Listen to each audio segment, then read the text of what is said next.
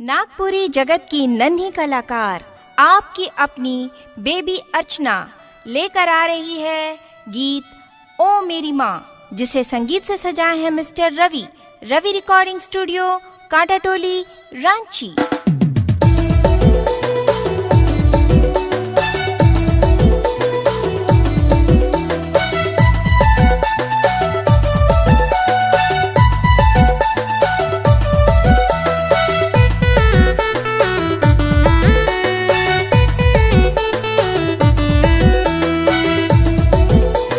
Mixed by DJ Ajay Mish Rajmahal Gangstila Sahi Bagan। Mummy papa को नहीं भुलाओ, बड़ा पापा को नहीं भुलाओ। ओ मेरी माँ, ओ बड़ी माँ, जीवन भर तो के हम याद करबो। ओ मेरी माँ, ओ बड़ी माँ, जीवन भर तो के हम याद करबो।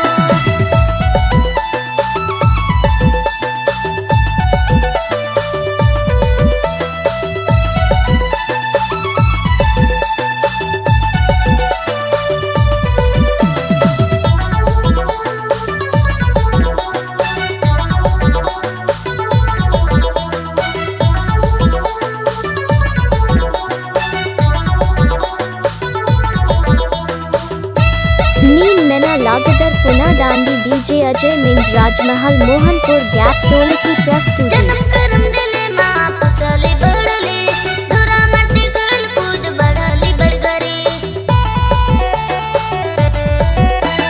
जन्म करम दिले माँ पुतले बड़ले, धुरा मट्टी गल कूद बढ़ली बड़गरे। ओ मेरी माँ, ओ बड़ी माँ, जीवन भर तो के हम याद करबो। ओ मेरी माँ, ओ बड़ी माँ, जीवन भर तो के हम नहीं भुलाबो।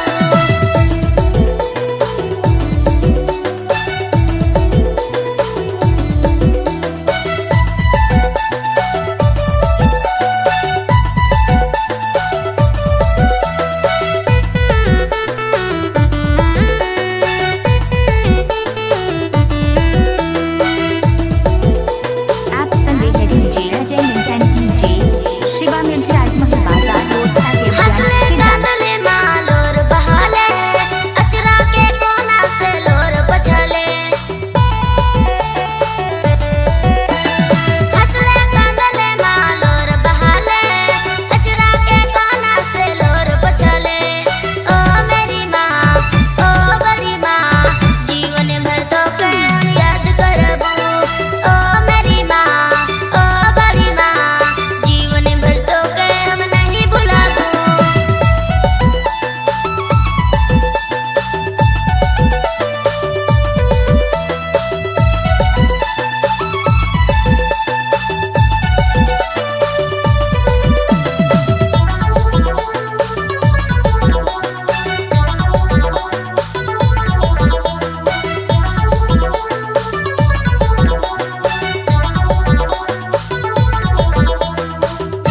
नीम नैना लागदर पुना दांडी DJ अजय मिंज राजमहल मोहनपुर गैप टोले की प्रेस स्टूडियो। ममता की मूरत है, लक्ष्मी की सूरत है, गैतों की माँ माटी की मूरत।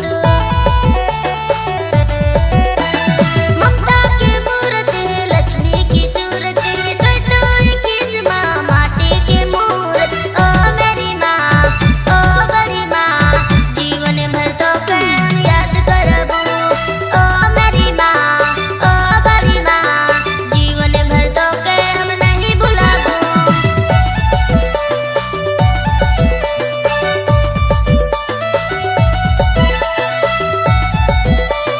Mixed by DJ Ajay Mish Rajmahal Gangstila Sahi Bagan।